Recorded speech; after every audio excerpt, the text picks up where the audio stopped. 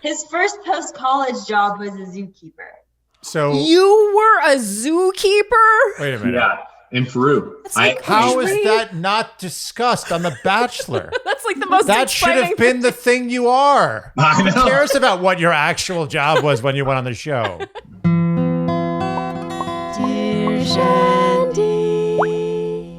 Welcome back to Dear Shandy, listeners. Andy. Big guests. Big guests. We're very excited about today's guests. Yes. Today's guests came hotly requested. Very hotly. You guys are extremely popular. People wanted to know all about you. Ben wasn't aware because he only has like 100 million Instagram followers. He didn't know he was popular. He's not remotely famous. No. But he's also a quality human being. Who does the most with his platform. And I'm not being sarcastic in the slightest. Very rare. We are joined today by none other than Ben Higgins and his gorgeous, absurdly gorgeous fiance, Jess Clarke. Thank you guys for joining us. Hey, thanks for having us. Yeah, This is great. We have a lot of mutual friends. We've never been able to meet in person. Sharleen, you've been on the Almost Famous podcast before. And I think I told you this when you came on, but everybody that meets you two really loves you two to the point that it's like a little bit weird. Like they talk about you two like you are, like you help guide them through life consistently. It's really impressive. Wow. Damn. Yeah, I can think of 4 people off the top of my head right now that have shared that with me. So, hey, It's good to be here. I'm hoping you can be the guy. There's a lot of pressure. There's a lot of pressure here. Now for you guys to like us that way. Yes, there is. Yeah. Okay, we can do it. We can deliver. We're going to start off strong then in that direction. Yes. Because Ben, I'm not finished yet, but I'm on page, 63 of your gorgeous book. I just have to, I know this is not supposed to be a plug, but it's really just so beautiful. And also unexpectedly beautiful, if that makes sense. Because you would expect a tell-all, you know?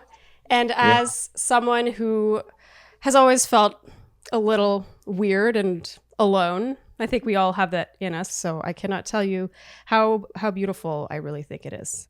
Yeah, it means a lot that you're just even reading it. Because this book took me a while, and it was really weird for me to write, mostly because it was opening up old wounds that I never really had healed from, and trying to pull back memories that I kind of pushed aside, and pull out stories from friends of mine that I know that was pretty difficult to do.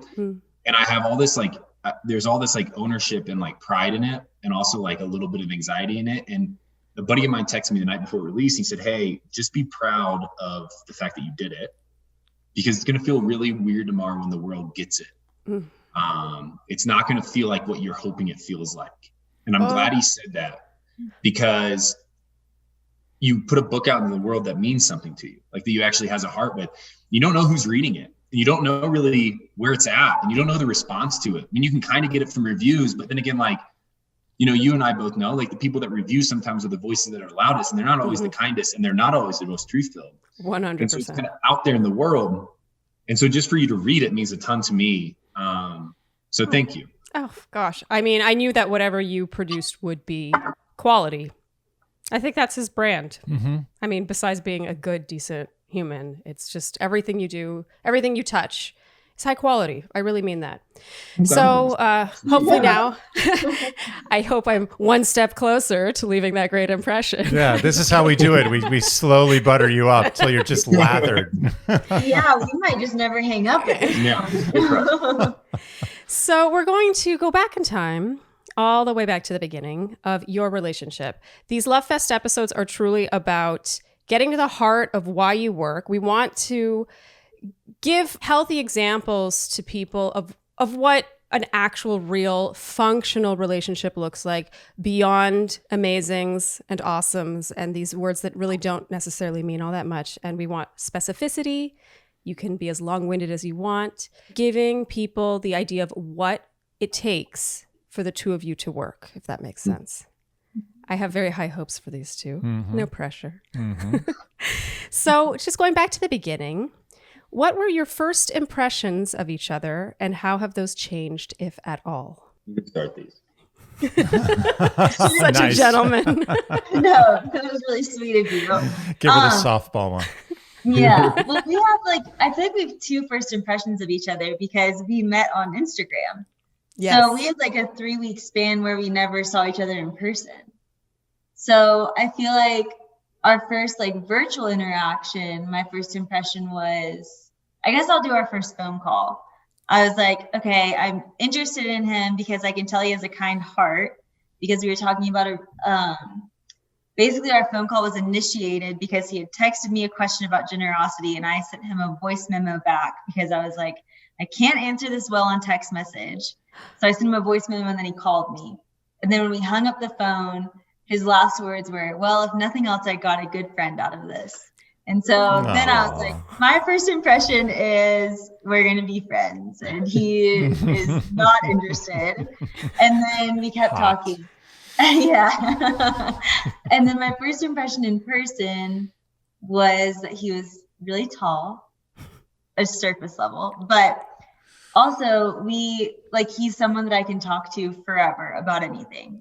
It's always been that way. I think phone and in person, it's always been I can tell him anything and I know he's not going to judge me and he's going to respond back to me in a really meaningful way. And that first impression has kind of held true through our whole relationship. There's nothing that I can think of that would come up that I wouldn't immediately want to tell him first. Oh, so that's safe place. Yeah, safe place. He's always been that way though.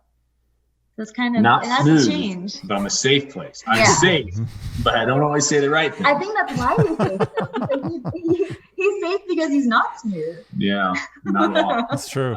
That's Good actually point. true. Yeah. Wow, that's a good observation, actually. Yeah, it's all out there. Smoothness is overrated, frankly. Well, smoothness means you're censoring probably a lot of stuff that you're really thinking. Yeah, there's an affect. No one is that smooth where there's no act. affect being put into No one's that smooth. Only in the movies. To answer your question for me, it's really fun to think back on because I was single and I was at with a friend of ours, Nick Vile, who sometimes shares great opinions. Sometimes you don't know where he's coming from, but he was sharing some wisdom with me at the iHeart Music Festival when I was single. I said, I don't know how to date.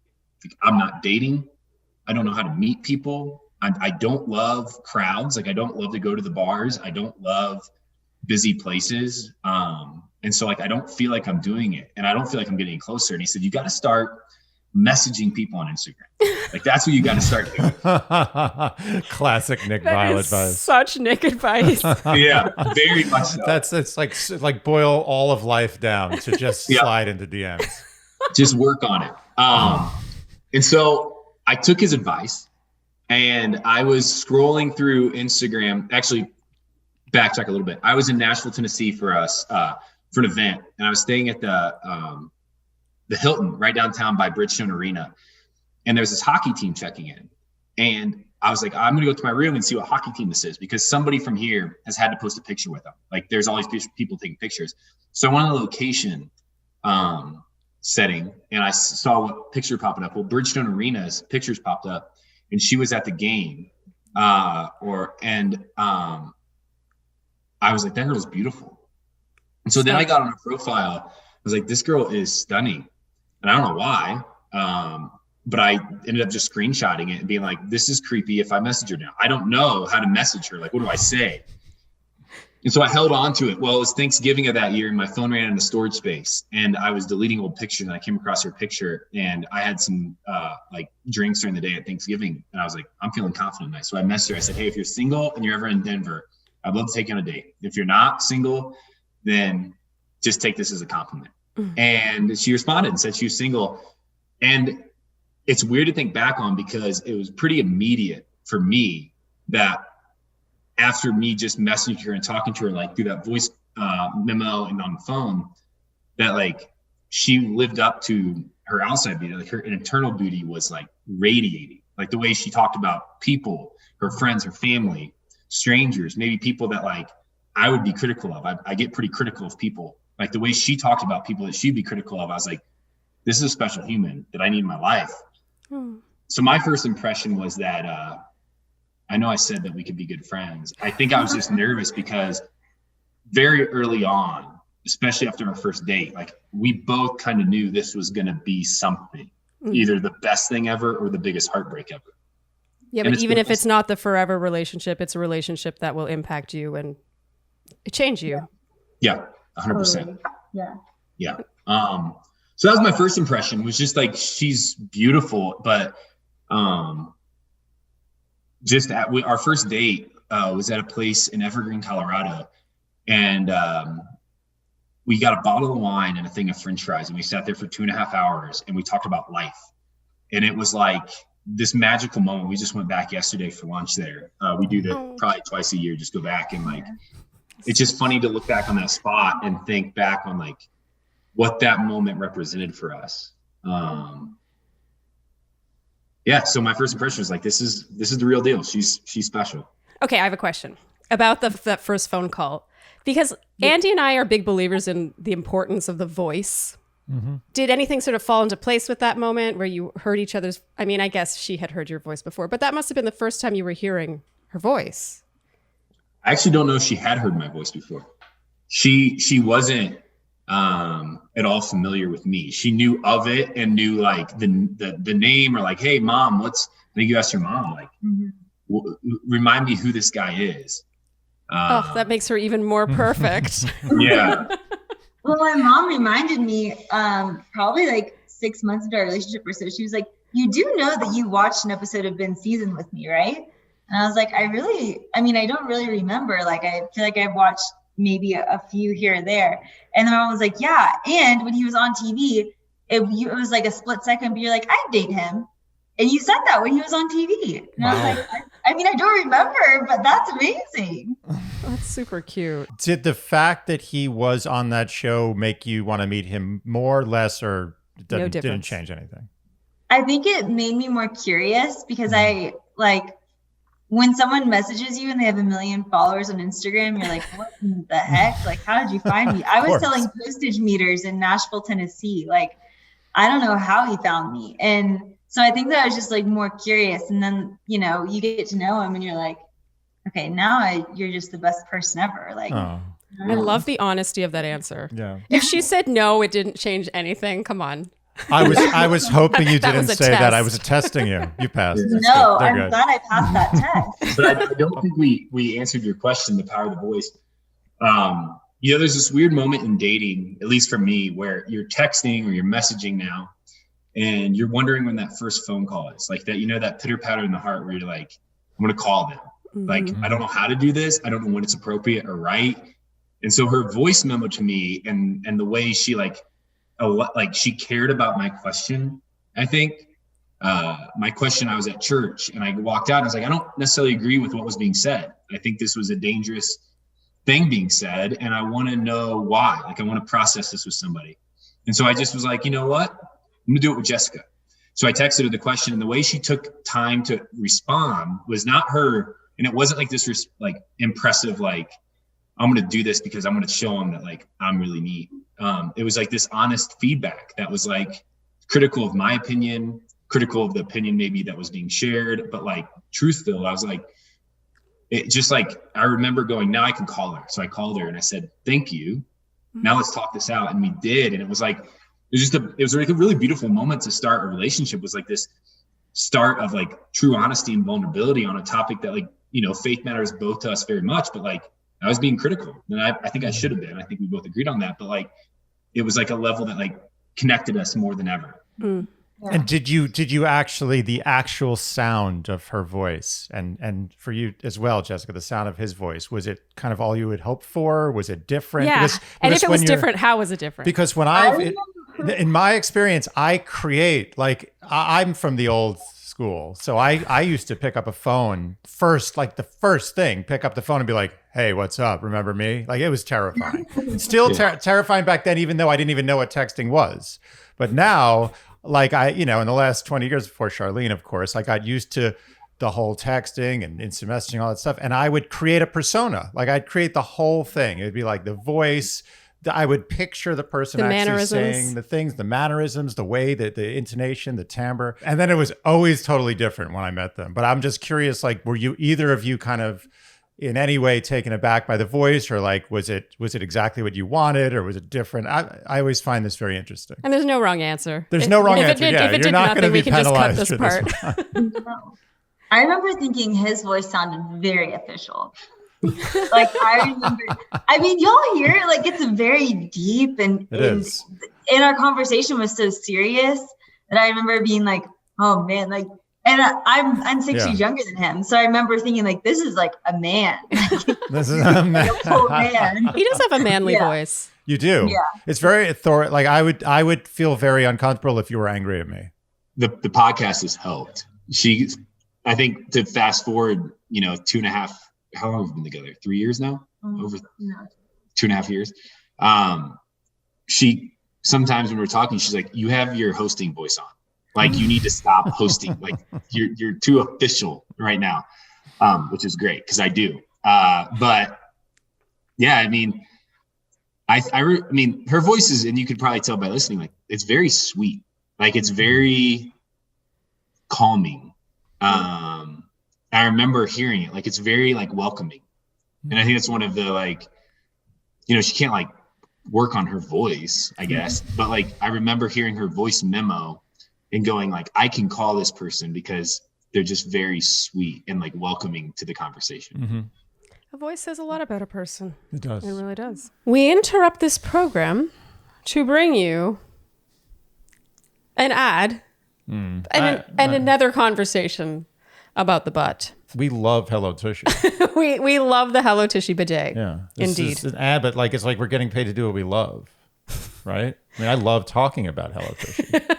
I love using Hello Tushy. Yes. Everything. We're big fans. Yeah. So in case you've been living under a rock here at Dear Shandy, the Hello Tushy bidet is a bidet you can affix to your existing toilet. And you basically turn your toilet into a fancy Japanese toilet that is a bidet. And it will clean you. It will stimulate you. It will help you use far less toilet paper. 80% less 80% less toilet paper. Yes. Also, Father's Day is coming up. I actually think this is a really good Father's Day gift. I'm not just saying that. It's an amazing Father's Day. It's a Father's Day gift that the father's going to laugh and be like, oh, ha, ha, ha. And then he's going to be like, oh, this is awesome. Yeah. Guaranteed winner. Yeah. Even if the person doesn't use it, it's still good. That's how amazing it is. It has sort of like novelty store factor fun to it, but it's also functional. Right. That's kind of rare, actually, for a And gift. kind of life-changing if you let it. Give the gift of a clean butt by going to hellotushy.com/shandy for 10% off plus free shipping. So this is a special offer for our listeners. Go to hellotushy.com/shandy for 10% off and free shipping. hellotushy.com/shandy. Okay, so next question.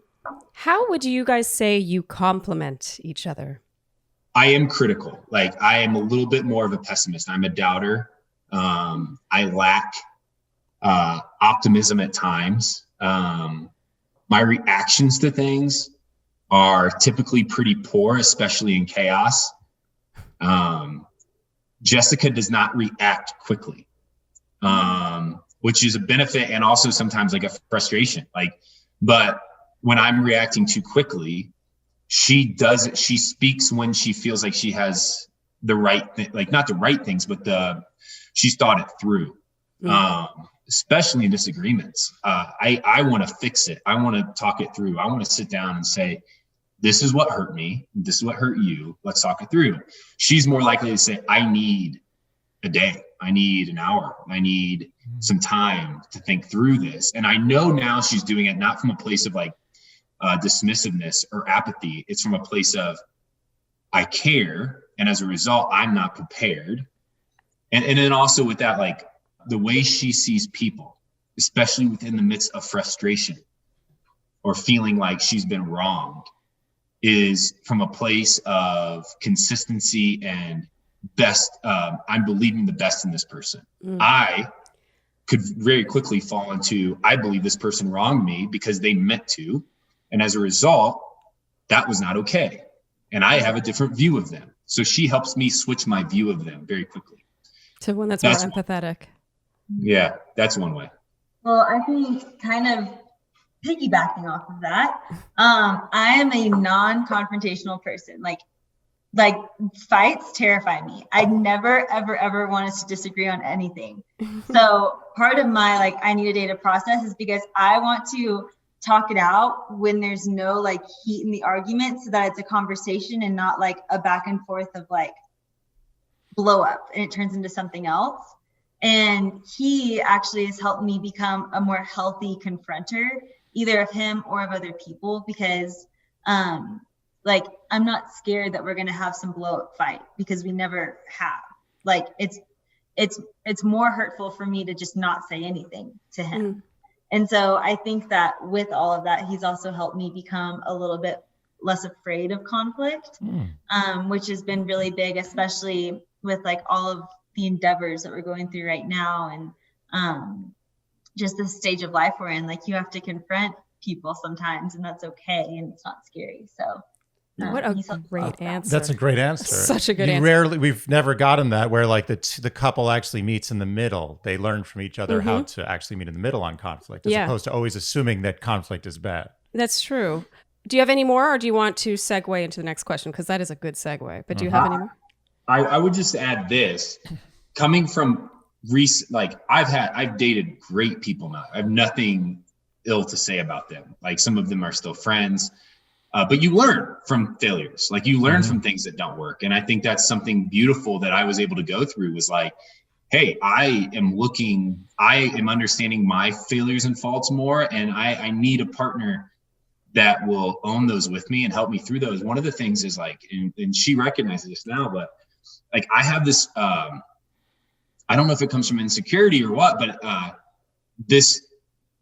I always struggled with being able to feel free in a relationship, like meaning to go off and flourish, not only together, but individually, like to have the freedom, the breath, I carried a burden of like, how much can I do until my partner is going to feel hurt? And I always like, instead of like going to the boundary, I go way in front of it and like stop pursuing dreams and passions and purposes because I was afraid that it would hurt the relationship.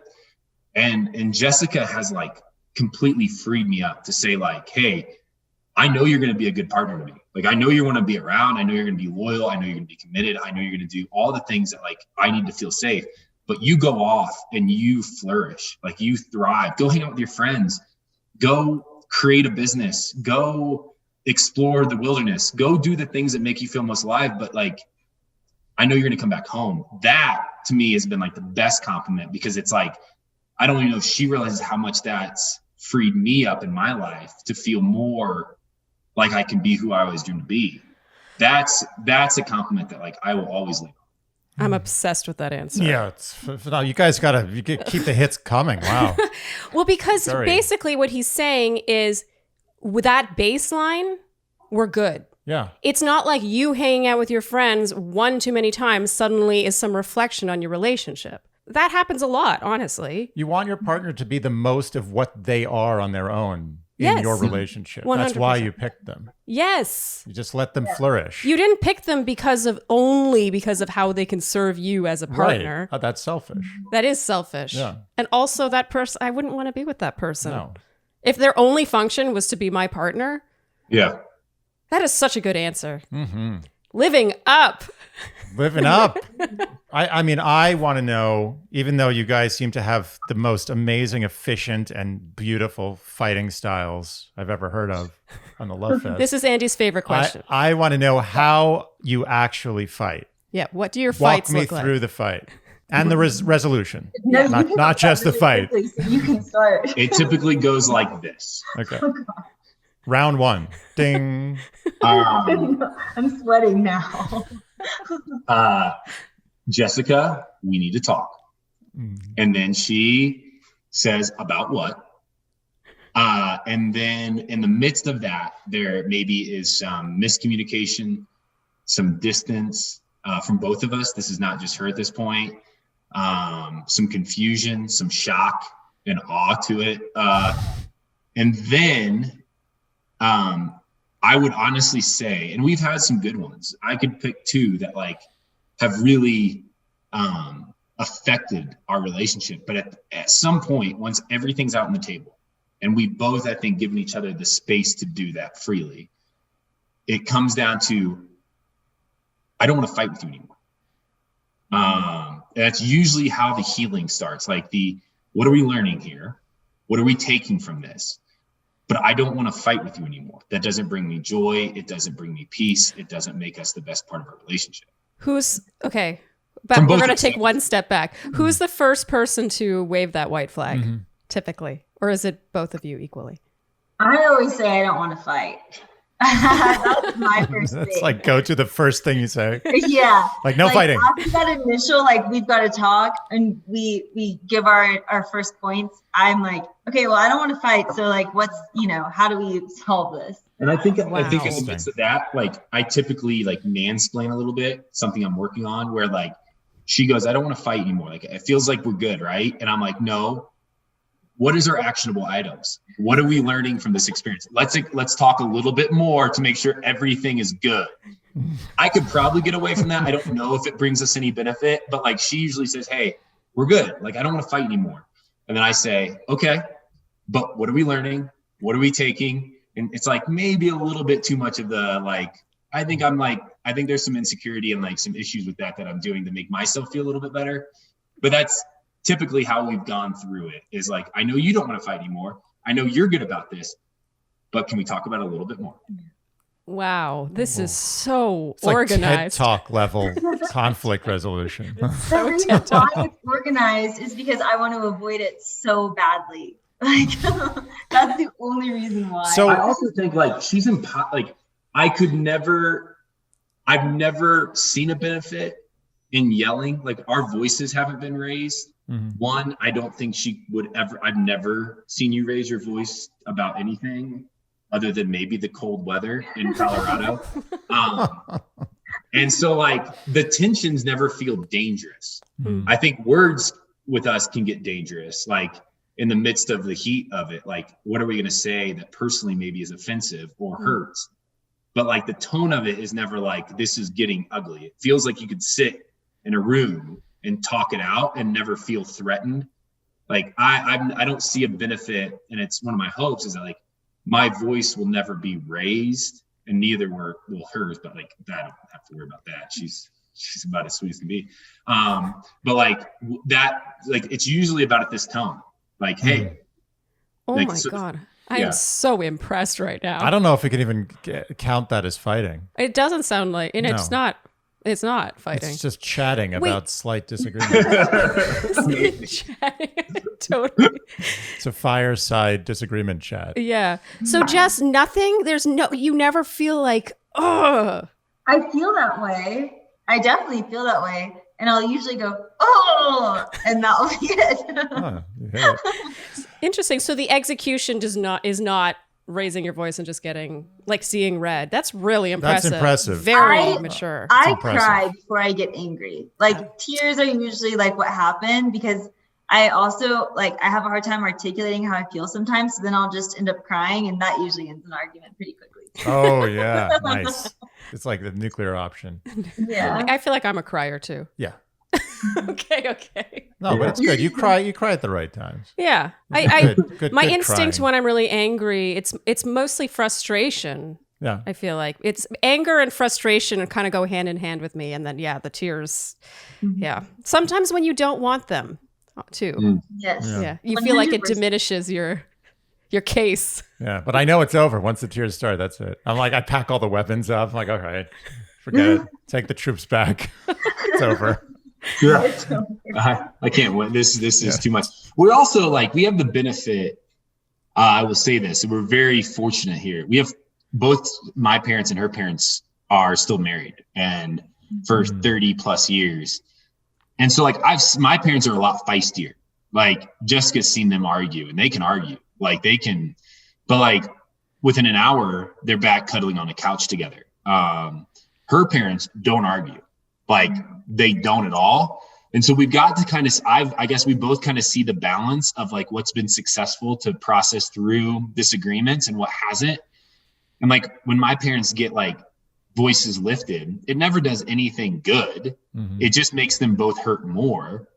And like, we're both in this forever. Like, so ultimately, like, I want to implement, and I think she does too, like ways and strategies to navigate these disagreements and these hardships in a way that will continue pushing us forward and not set us back any. And that's just, I mean, because ultimately, like, we're not, like you said earlier, like, we're not getting married to make our lives worse. That sounds awful. Horrible. Oh yeah. Yeah. You're in the minority on that one, unfortunately, for our country. Conflict should be like sort of a natural progression in a relationship. I feel like when people raise their voice, it's a way of them saying like, we're in a fight now. So it's a break. We're like breaking from normal. Now we're fighting, as opposed to what I think is healthy conflict resolution, where it's sort of like just segues from normal conversation to a conflict discussion to a conflict resolution. Yeah. But I think the raising of the voice is a kind of a way of some people just breaking. It's like a new scene. It's like we were not fighting and now we're fighting. This is a fight. And I don't know if that's healthy. I don't know if it's necessarily unhealthy as long as you resolve it well, but I do think it can become unhealthy if you raise it to a certain point and with a certain frequency. Mm-hmm. Right. Right. My mom said something interesting this weekend. She said every couple has their own dance and it works for them. So like if fighting and yelling, like if that's how y'all solve conflict, not y'all specifically, but another couple, that's great. But like it wouldn't work for us because that's not our communication style. But it could work in a different relationship. Yeah, I love that. Each couple has their own dance. Absolutely. On that note, what was an early hurdle in your relationship and how did you overcome it? I'd say we did distance for 2 years. And distance, you know, for me at that point in time included a tour where I was on a bus traveling across the US hosting a show. I was so bummed about that. We were totally going to come.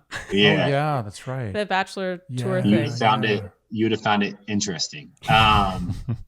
You know, that was the weekend I was going to propose to her, was in New York on that day. No way. Oh, wow.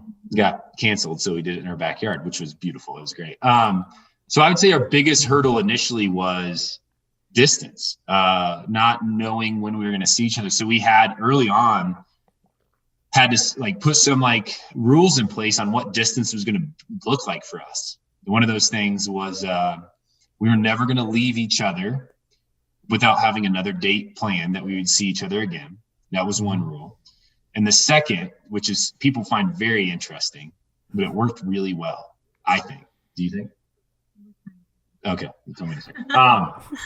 Was that when we left each other or while we were together, we could never express sadness verbally on leaving each other again. So that the reason we did that is because we didn't want every time for us to be together, like say we're together for 2 days, 3 days, because that's kind of the stints we could have in the weekends, where like 24 hours in advance, we were both like, I'm going to miss you so much. I'm so sad that you're leaving. Please don't go. Can we like, it just didn't feel healthy. And it felt like there was always this like cloud over us. So even if we felt that way, and there were tears at the airports at times, we never allowed either of us to verbally tell each other. We knew we both missed each other. That wasn't a secret, but we couldn't put it out into the world to say, hey, I'm so sad you're leaving. You should feel sad about this too.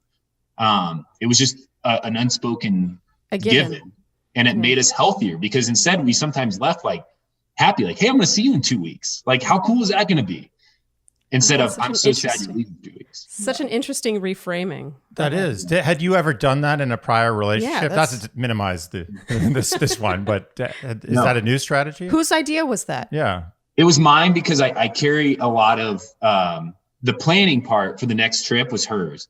But the saddest thing was mine because I realized like I loved her very early on.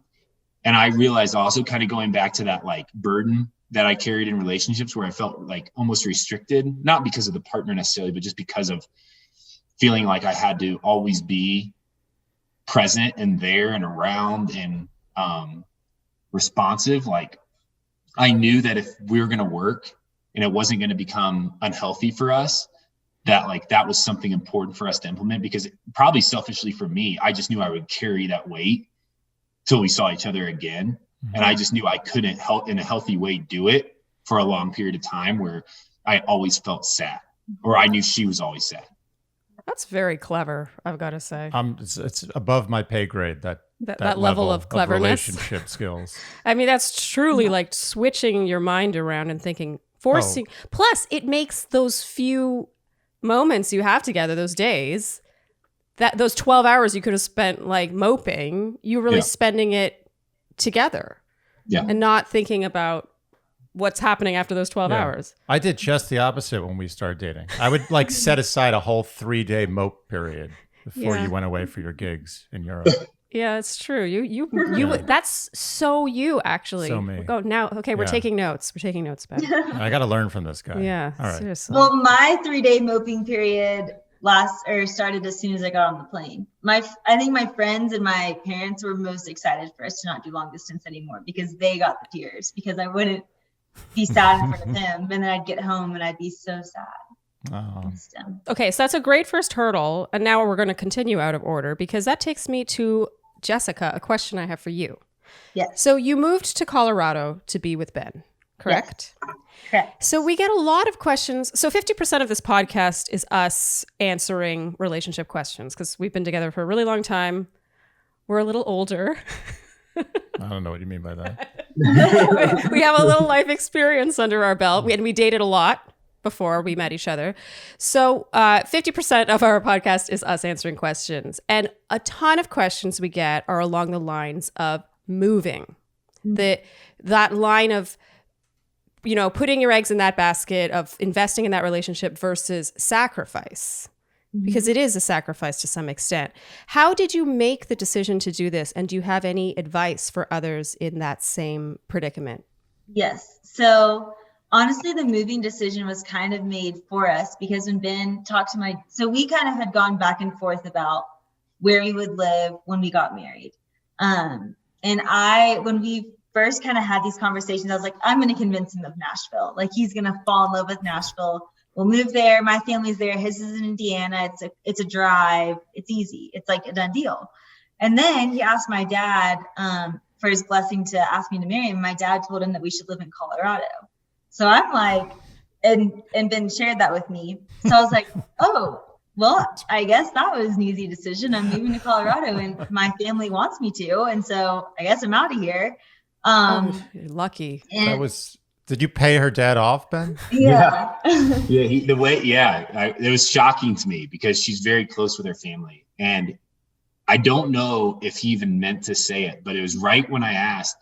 And we went and we were in Connecticut and we pulled over and like we're looking at the ocean. He goes, hey, I think you should take Jessica away from home for a bit. I think that would be really healthy for you guys. That's how he said it. And I remember hearing it and I was like, whoa, like that's like, you hear the horror stories of in-laws where they're like, don't take my girl. You're going to move back here. You're going to live so close to us. And, and he was that freedom was like, no, you want what's best. And it makes a lot of sense now. Like it is best for us. I love my family. I want to be close, but at the same time, I don't think it'd be healthy for my relationship with them or my relationship with Jessica. And so like for us to have our own place, our own city, our own area to navigate, move and groove makes a lot of sense. So yeah, I was shocked, but he's a wise man. Yeah, he did. I will caveat that with they came this weekend for the first time. He was like, so when are you going to talk about moving back to Nashville?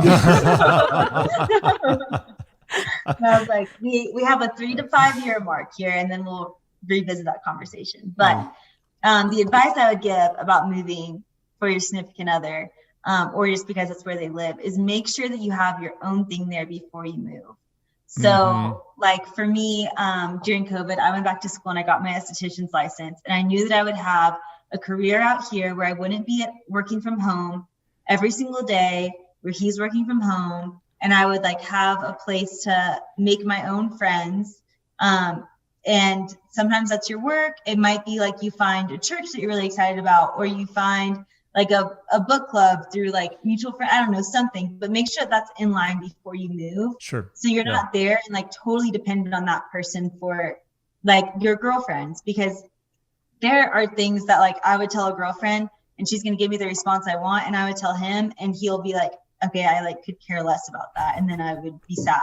So like you need the balance of like guys and girls in your life. So Yeah. having something like that in place where you kind of know you're not going to be totally dependent on your partner for like Yeah. all fulfillment. All the needs. It's a good point. You never want to be resentful about moving for your partner. That's a real toxic position. Exactly. Yeah. I a also relationship. think there's I love that you said, 3 to 5 years and we'll have that conversation. I think a lot of people tend to see every, big life decision as like forever when it really isn't. This could be home for 3 to 5, maybe 10 years. And then you just never know. So much can happen in 1 year. I'm sure you guys can attest to that.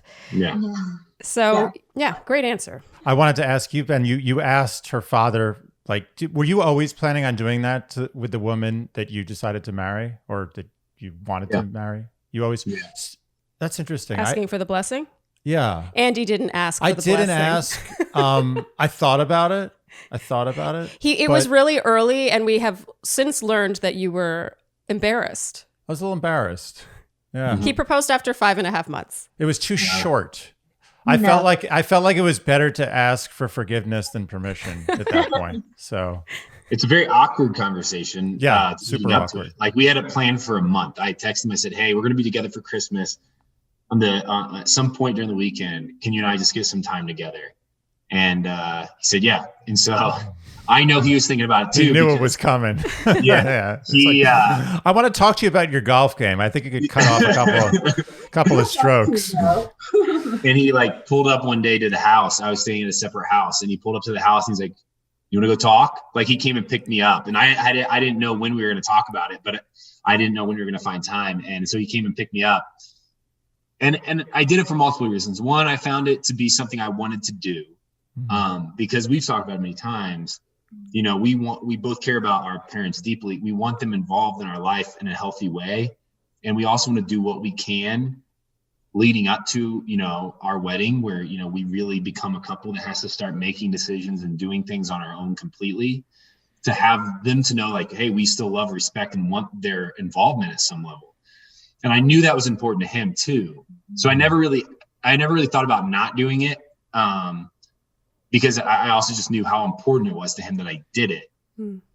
Because I think that was just pretty much a given. He's from Georgia and lives in Nashville. Like, it's a good old South. Like that's a respect. Yeah. I guess I'm glad I did.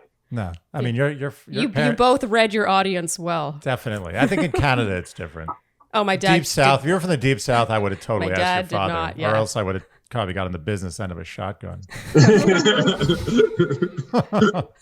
Okay, so now you are together in Denver. You're renovating, I believe, correct?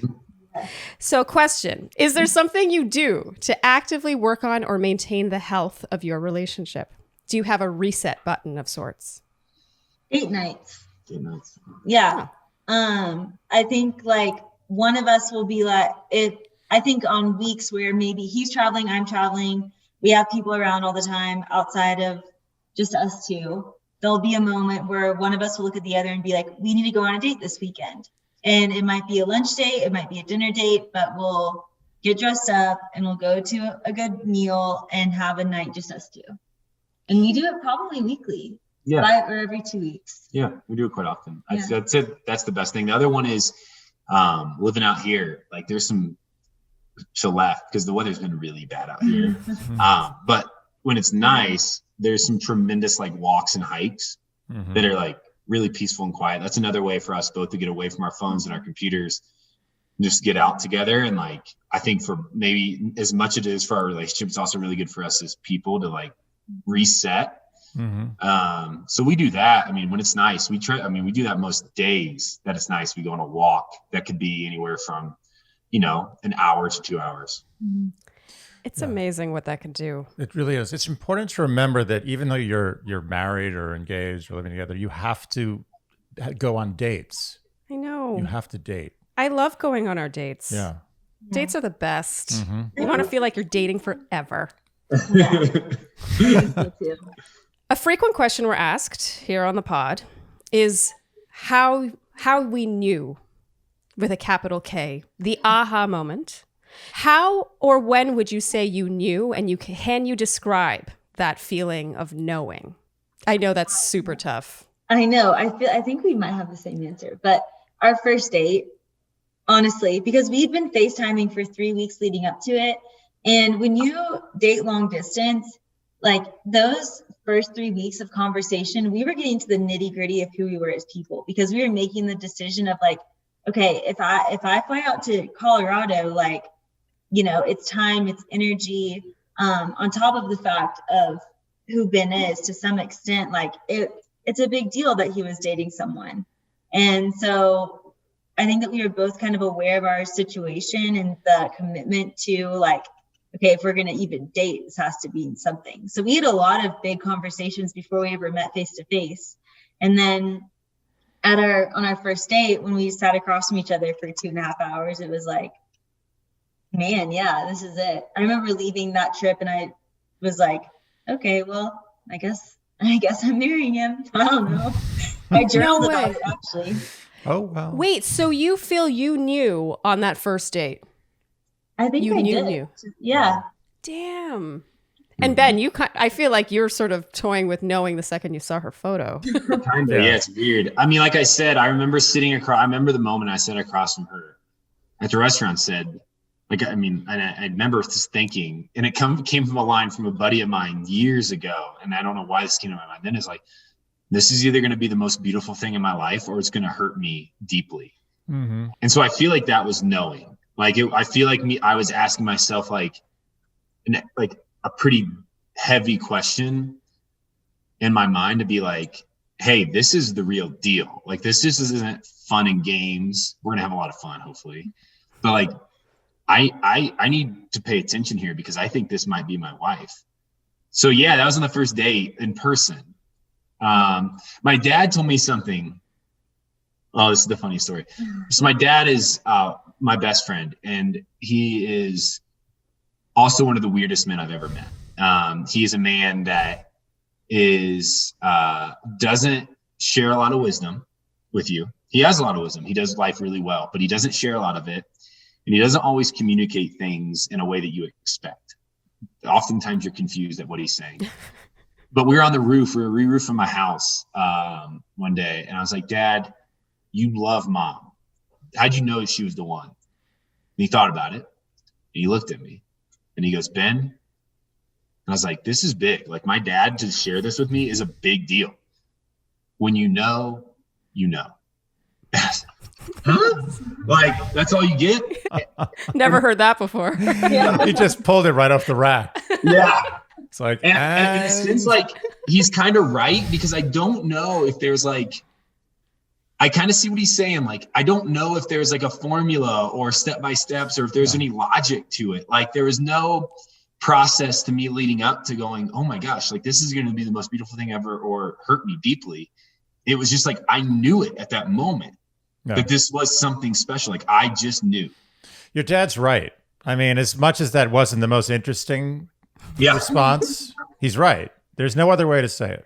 I feel like it's a combination, like, of when you know, and timing is everything. They need to be in line, because I feel like I love you, but I feel like I've had that feeling before with other people at the wrong times in my life. And maybe ultimately they were the wrong people. But you know what I mean? I just feel like there's you can just sort of be not at the right place, or the other person, or both of you. I've never had that feeling before. Well, you were engaged. Andy was engaged to someone else. So what are you talking about? It's true, I was engaged. Well, and I would say it this way too, because you and I share a similar story, and I was engaged before, right? The difference with Jessica is, and this might be the special sauce to it, the thing that like really gets me fired up. I'm excited. Is instead of it being a one-time, hey, this could be something, or a two-time, it is a continual reassurance, a validation, a building upon that feeling of, no, I know. Like, I'm at peace with the idea of like, hey, I'm going to marry this person. I'm going to spend my life with this person.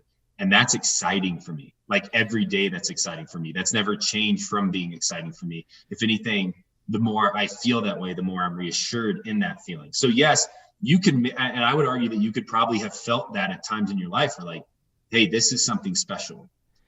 But I think the difference is, timing is everything, but also the continual reassurance of asking that question, like, how do you know? And it's like, no, every morning when I wake up, right. Like, I know. That's a good point. I mean, it has legs. I think what you're trying to say is it has legs. Yeah. It's like, I've had that feeling, and you've probably had that feeling before, but it's sort of like fades a little bit, then comes back and fades. And you're like, wait a minute. And then you're like, okay, I'm good. And then you're like, And there's always some doubt. Yeah, always. You don't even know it. You may not know it. You're kind of suppressing it because you want, romantically, you want it to be what you want. Yeah, and you want to trust your own instincts. And if your instincts are like, this is something special, then I feel like even when you do have doubts deep down, you're kind of like, but it's great. You don't want to fail yourself because you'll feel like you failed. You know, like I thought this was it and now it's not it. So you try to reinforce, you're like, no, this is it. This is it. This is it. Even though all this stuff, forget about this stuff. But that's what not to do. What? That's a very good description of what not to do. Not to do. Yeah. But you're totally right, Ben. It's just like it keeps growing. Like every day you wake up, you're like, I can't believe this is still happening, and I am excited about tomorrow, as more so than I was yesterday. Instead of the, oh my gosh, this isn't what I wanted. I gotta change you. You've got to change me. We've got to fix this. It's like, no, it's just a continual like feeling of peace and excitement and joy and It's the difference between you, like, it's like almost like you're getting a brand new, beautiful car, like something that's outside you that you really like, as opposed to sharing something, like sharing your life with something in your own space. It's the difference between like, it's like a possession and you, like your actual whole life is now being shared. That's the difference for me. Oh, how poetic. Was it too poetic? It wasn't too poetic. I thought it sounded pretty dumb. I actually was going to go in a different direction. An ex-boyfriend of mine, when he rode a Segway for the very first time, this is back when they had first come out, and I was like, what was it like? And he said, well, I'll put it this way. After many, many hours, the novelty had not come anywhere close to wearing off. And I feel like that's... So good relationships are like a Segway? Okay, that's... Novelty. I've got to say, the novelty of you has not worn off yet after 7+ years. Give another 7 years. Final question, and then we'll get to the game. This one's pretty broad. Any beliefs about relationships that have changed now that you have found this one? I think that I always thought that I would either have to change something about myself or my passions, or like kind of like suppress something about myself, because like I'm a little bit of a nerd sometimes. I'm like a little eccentric. I don't know. I goofy. I don't know. I feel like I never clumsy. I spill a lot.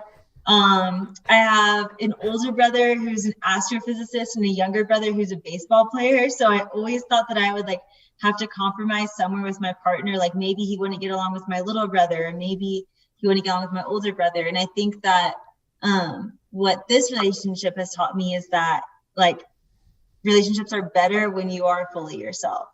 Like me trying to suppress a piece of me wouldn't like help us, and it would actually probably hurt both of us in some way, because I feel like even when I do like spill my coffee all over my shirt in the morning, he's like not surprised and just like shakes his head and laughs. And if I didn't do that, I think I'd take a lot of joy away from you. That's what I tell you. Charlene's super clumsy as well. Yeah. And if I didn't have the joy of making fun of you, it would take away from our relationship. Yeah, exactly. That's a big part of it. Thanks. And by the way, I love astrophysics and baseball. So really, both of those are two of my favorite things. Who knew? Yeah. Maybe you're the ideal partner. That's what I'm saying. You're with the wrong guy. Yeah. I mean, I would go back to the beginning when I said I just had always really struggled with feeling like I mean, kind of what she was saying, in the sense like I would have to give up everything to get married. Like in a sense, like I had to be handcuffed to the relationship. My life was going to get a lot more difficult. And I almost like kind of had prepped myself for that. Like I had to get to a place in my life where I was willing to make my life a lot more difficult before I could make a commitment to a person. Like I was willing to say, I'll give up everything that I've ever loved. I always thought that. And I think when sometimes I feel most insecure in our relationship is when I'm creating the narrative or validating those feelings again. And that's changed. I think for me, it's learning now, like the excitement of how can I be a great partner to her, but also be a great person to myself and to my friends and to my family, and explore and to adventure and to show maybe the people around me that like my relationship is something that brings me more joy and happiness and doesn't make my life harder. In my mind, I always thought like that. I honestly had always thought that was what I had to do.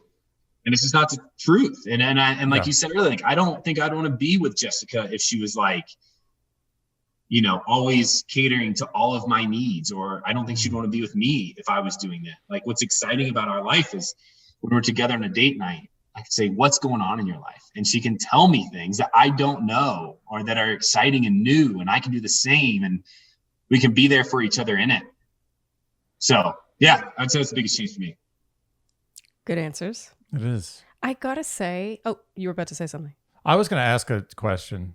Go. About, I don't want to bring it to the show, but the most I saw of you in the last few years was Winter Games. Yeah. Really? Yeah. You watched Winter Games? Was Michael G. Oh. We're good friends with Michael G, who you obviously are. And you know, that was his big his comeback. He really nailed that one. But my question to you is this: I think whether it was an edit or not, you seemed very sad on that show, and it was about. I know you had broken up, and I know your relationship at the time did not do well. But was that more a function of you being down on just being in that world so much at that point? But you had now been on the show. You know, this was your that would be his third time in a franchise show. It's a two-part question. One was I seeing someone who was more upset about just sort of that world that he was stuck in, as opposed to being out of a relationship that he wanted to succeed? And the second question is, do you feel like in meeting Jessica that you kind of, I don't know, it sort of has a negative connotation, but do you feel like you escaped? Like, do you feel a relief about getting out of that world successfully and finding a partner, a civilian, let's call her? Yeah. Well, I don't think you're reading it wrong. I think when I went on Winter Games, I remember the request and the process of thinking through it, and I was like, this could be fun. Mm-hmm. I remember, the leading up to it being, this probably could help me take a step forward, right? It could push me out. And I got there, and I remember all of a sudden you're sitting back in an interview room, and there's cameras around you, and they're asking you about stuff that you've moved on from. Like, personally, I had moved on from those things, right? Like, I had moved on from past relationships. I was in a different place in my life. But then you go on the show, and for a month, you're in an environment that continually reminds you of your time being the Bachelor. And then second, they're asking you questions, trying to, and doing a pretty successful job of opening up wounds that are left open. Right. And so I remember not being emotionally, a friend of mine just called me, and she was talking about going on Paradise, and she's like, tell me about your time on Winter Games. And I was thinking back, I wasn't emotionally ready to do that, nor do I think I ever would be again. Like, it just wasn't a healthy thing for me. Mm-hmm. So I was sad.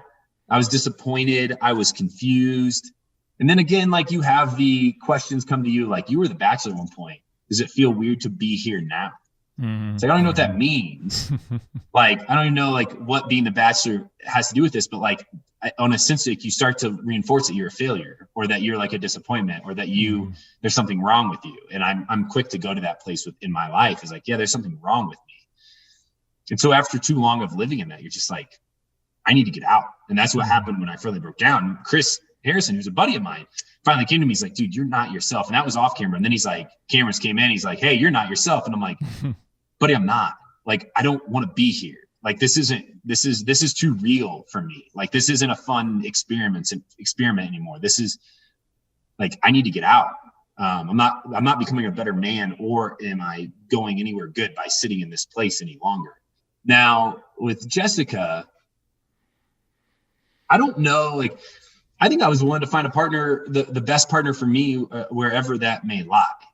there was not the she's on the show or not on the show any moment. It was, no, I love this person, no matter what their background or what they brought into it. And so I've never, what was actually kind of important to me in a weird way was that the Bachelor world would welcome her in. Like that was like, after we were together and announced it, like it was important to me that my friends from the show and stuff would like welcome her into that world, because they like, I think she can teach them a lot. And I think they can teach her some stuff too. Like they can tell her what it's like to be in that experience and what it's like to have that televised. And then she can teach them what it's like to never be in that experience and never have that televised, and what life looks like when you don't have that to lean back on or to make you a living. And so for me, it was just like, when I met her, it's like, no, this is just the right person for me, no matter what her background.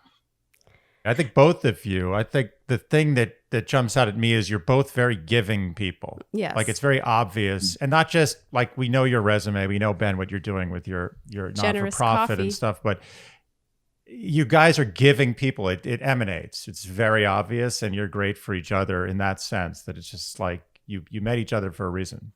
Thank you. Okay, enough sweet talk. That's it's it. time for the You're game. done getting buttered up. Now we're going to ruin your relationship. This was supposed to be at the beginning, and then we were. It's now time for the Dear Shandy Newlyweds Game. Yay!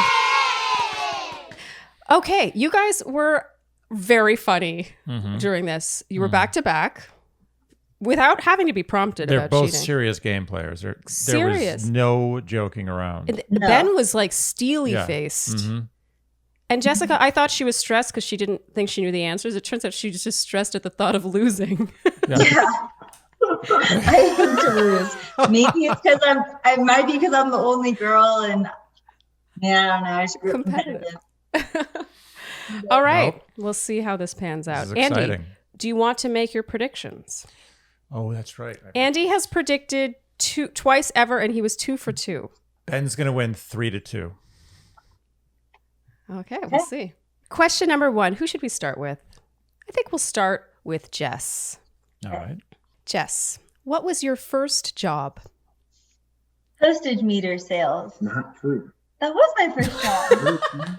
I knew, that's why I asked the question. You were a waitress at the bar. Oh, like not first career job, first job. Oh no, first thing you ever got first paid. Job. Yeah. Oh. That's why I asked. What if the person doesn't This get it wrong? This is the first time. That's amazing. This guy's so prescient. This is the first time someone has gotten their own first job wrong. Yeah. Ben officially knows you better than you know yourself. He wins.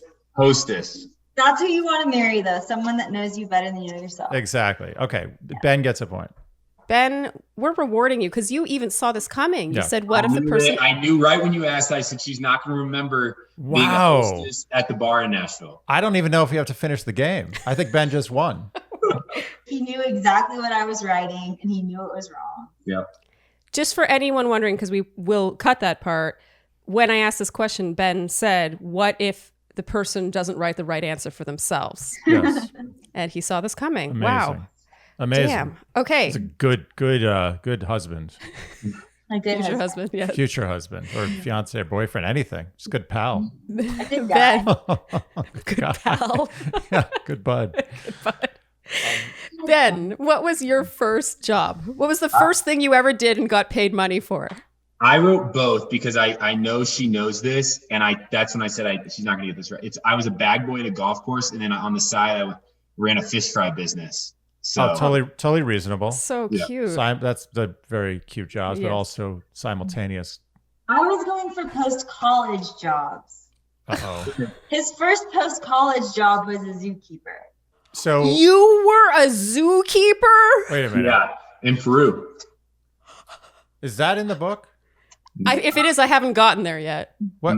It's not You in were a there. But zookeeper? That's I- like How crazy. is that not discussed on The Bachelor? That's like the most That should have exciting been the thing you are. I Who know. cares about what your actual job was when you went on the show? No, I took care of the bear.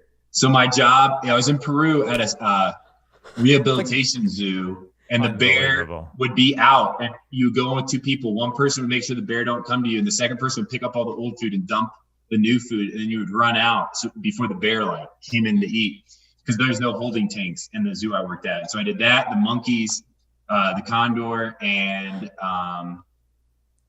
okay. Oh my God. This is. Have you spoken of this in other? Oh my God. How is this not a talked Dear about? Shandy exclusive? yeah, this is Oh something I my- don't talk about very often. No. You don't understand. We go to the zoo all the time, and we always talk about how cool it must be to be a We were zookeeper. just at the zoo this Saturday Yeah. talking about how cool it would be to be a zookeeper. And I said that if I would throw my whole life away to be the person that takes care of the snow leopard at the zoo. We, in fact, also agreed that the only way we could love each other more is if we, like, each other was a zookeeper. That was another conversation. I said, if Sharleen had told me she was a zookeeper, I would have married her on the spot, the first date. Okay, so I don't think we can give Ben the point for that, even though No, I think the whole end, the culmination of that whole thing is that Ben has 1 point and you have 0. Yes. Sorry, Jessica. It's fine. It was just a simple miscommunication. No. You're just not a good partner. Next question. Question number 2. Andy thinks this is a dumb question, but I like this question. Question number 2. Jess, what's your favorite smell? Cookies.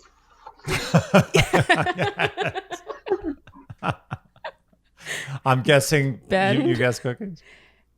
Excellent. Oh, a specific cookie. A Very- specific cookie. Very good. Very well done. Okay, Ben, what's your favorite smell? Barbecue or like a smoky smell. It's Like a nice. Can't go wrong I with that. said bourbon. She's not wrong. She's not wrong. Like this, the smokiness and I think we're gonna give it to her. That's yeah, I they're think you like have to, because like they're siblings. yeah, Wait, but you're an honest person. I know you're not going to lie. Are you talking about the smell of like a drink of bourbon or the smell of bourbon like essence? The drink of bourbon. Like when he is tasting bourbon, he smells Okay. it. All right, whatever. That's I'll give it to she's getting the point because Yeah? You feel- bourbon is often smoky. Are you that's okay? kind of what I love in bourbon. Yeah, Is everyone okay with this? Are you guys Yes. okay with this? I Okay. am. All right. She deserves the point All right, for that. fine. What are you Give it to her. expecting her to get barbecue / smoky? Come on. Or to eat barbecue or smoky. They're in the same family. Bourbon is smoky in nature. All right, I'm okay with it. You don't drink enough bourbon to know what you're talking about. I don't drink any bourbon. Okay. I know nothing. I gotta say, I think my question was a success. So I think it was. you can suck it. Okay. I will suck it. Question number 3. It's your last meal on Earth, Jess. What do you order? Some sort of fish and chocolate chip cookies. Mademoiselle, this evening we have a special fish and chocolate chip cookie. It's, is Just funny. need I a love- protein and then a carb. got it. That is efficient. Mhm. Last It's a fish and it's last meal on Earth, and you're like, I'll have just fish. Oh, chocolate chip cookies and a salad, but he got the cookie. Not the cookie. This was on the fence for me. The reason I'm not going to give it to him. It's me who gives the points. Oh, well, as I'm the survey. I'm gonna recommend no points because it wasn't specific enough. She said chocolate chip cookie. He wrote chocolate chip cookie. I'm giving Ben the point on that. All right. I mean, look, I bet on Ben. All right, Ben, it's your last meal on Earth. What do you order? this is an easy one for margarita pizza and a salad. I even took it one That's a good step call. further and did your favorite dessert. Margarita pizza, kale salad, strawberry rhubarb Oh, pie. nice. Excellent. Was it a Excellent. kale salad? Yeah. Oh yeah. 100%. Yeah. I knew she was gonna nail it. Very impressive. I respect that pie choice, by the way. This one was hard. Rhubarb is underrated. I've never tried it until then, and it's delicious. It's excellent. It adds that tartness. It's necessary. Yes, very balanced dessert. Question number 4, Jess. What is your weirdest skill or hidden talent? I'm double jointed. Okay. Like my elbows, my knees, my ankles, my fingers. It freaks me out. No, how does that work for knees? Well, I want to know. I don't want to see the knee. No, That's going to give me nightmares. But can you show me something going? Show me something. Oh. weird. Yeah. It's Just like, pops I right do out. this often. I don't realize it, but it'll just pop out, and so then he'll straighten That it or looks bend it. fun. Does that feel good? It Oh, doesn't he feel got like it. anything. Wow. Double Jordan, you got it.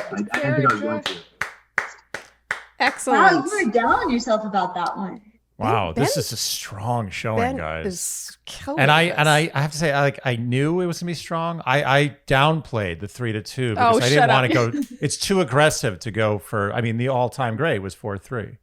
The all-time great. The all-time. That was very impressive.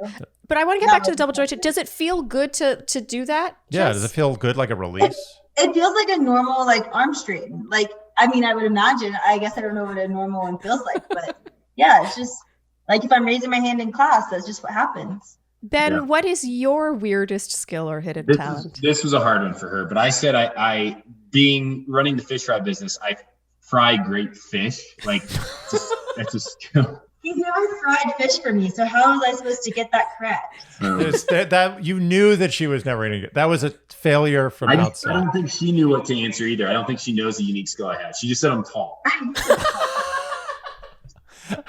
I got to admit, Ben, you are amazing at being tall. He was good at it. He was good. I would have never guessed. I would have never guessed. I would have thought you were like at most 6'1", at most. No. Every time I meet a bachelor guy, it's always everyone's so tall. That's true. Every bachelor guy is so tall. Ben is tall even by bachelor standards. Even by bachelor, you're like an inch taller than the average bachelor guy. Yeah. That's my skill. That's your skill. So See, I Jess- wasn't wrong. you did not get a point for that, But but it's it is true. funny. Question number 5, Jess. What show do you watch because of your partner? Meaning you would not watch it if it were not for Ben. Yellowstone. She's not wrong, but she hasn't finished it, nor can I claim that she's actually watching it.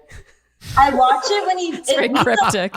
The show means a lot to him, and I know a new season's coming out, and so I was like, well, whenever he travels, I'll try and watch it at night. And I can't do it. It's like too much blood before bed. I get weird dreams. No. So I'm the I same. said basketball and sports for her. Okay. Wow, you watch sports for her. No. Oh, no. That No. my He was answer for answering. myself. That was what he thought she would say. Oh, my bad. But Jess, I'm the same. I can't watch too much gore at night. It's not a good Yeah. idea. Okay, so Ben, a rare miss for Ben. He did not get it. Ben, what show do you watch because of Jess? Harry Potter. Harry Potter. Excellent. Nice. Very good. That was a very impressive showing. 4-3. Ben, you are the winner of the Dear Shandy Newlyweds Game. Good job. We're not embarrassing. No. 4-3. Are you kidding? You're tied for the highest score. Yeah. With I'm proud. Kevin and Astrid. Mm-hmm. And And Ashley, and Ashley, I, and Jared. Jared. And was it Rachel and Brian, or did they get 3-2? yeah. This is a very high score. You should think. be very proud of yourselves. Yeah, that was impressive. And I knew it. I knew they would perform. I actually, as I said, I had a feeling that they would do better than almost anybody. I'm just saying. I predicted it was 3-2. We're going to let you go. Yeah. Thank you guys so much for joining us. You were such wonderful guests. And Yes, thank you so much. Thank you for Really letting appreciate us it. peek into what makes your relationship work. Thank you for your great Yeah, answers. very happy for you This guys. was really fun. Thank you guys. guys. Appreciate y'all. Hope to Yeah. meet in person soon. Yeah. Yes, Definitely. hope so. Have a great Monday night. See You y'all. too. Bye, guys. Bye-bye. Bye. Well, that was adorable. Yeah, those guys are good. They're good. They are good, Stephen. I just can't believe the zookeeper thing does not get more coverage. I mean, I think there should be a whole reality show about his history as a zookeeper. I agree. I want I more would watch photos. Yeah, I want more information about that in general. That's really an amazing thing to just keep in your pocket. Yes. And he, by the way, it was her who revealed it. Yeah. I would lead with that. Like every person I met, I'd be like, hey, I'm Andy. I was a zookeeper. In Peru. In Peru. Yeah. In Peru, exactly. Yeah. Amazing. Amazing. Anyway, Ben Higgins, zookeeper, author, TV star, Co-founder of Generous tall Coffee. guy, Tall glass of water. founder of. And Jessica is very impressive on her own. Do you know she co-owns 2 gyms? I know. They're both. They're a power couple. A power couple. They totally are. Mm-hmm. And I love that he married, or he will marry a civilian. A civilian. Mm-hmm. It's great. I feel very good things about them, and not surprised that they killed the Newlyweds Game. No, they did kill it. Ben, actually, I was thinking Ben had stood a very good chance of getting the first ever 5 out of 5. He was really close. And I'm sorry, I don't care what you say. Favorite smell? It's a good question. You're right. You were actually right. Thanks. Sorry. So, if you, listener, enjoyed what you heard today, you can keep Dear Shandy in business by liking, subscribing, hitting the notification bell, following us on Instagram, leaving iTunes reviews and ratings, and telling your friends, and generally doing all the things you would do to support a little podcast. And on that note, I think we can wrap this stupendous Love Fest episode. Such a fest. I'm So claiming much that love. the episode itself is stupendous, but it's really because the couple was stupendous. Couple always makes Love Fest. It's true. But we are good at curating couples. You taking credit? Taking credit for their relationship. Taking credit for the success of this The episode. reason their relationship is good is because they were invited on Love Fest. Exactly. Yeah. And if you want more of that, keep listening to Dear Shandy. Yep. And on that note, I think we can wrap. Mm-hmm. Thanks so much, you guys, for listening, and we'll see you next time on Dear Shandy. Bye. Dear Shandy.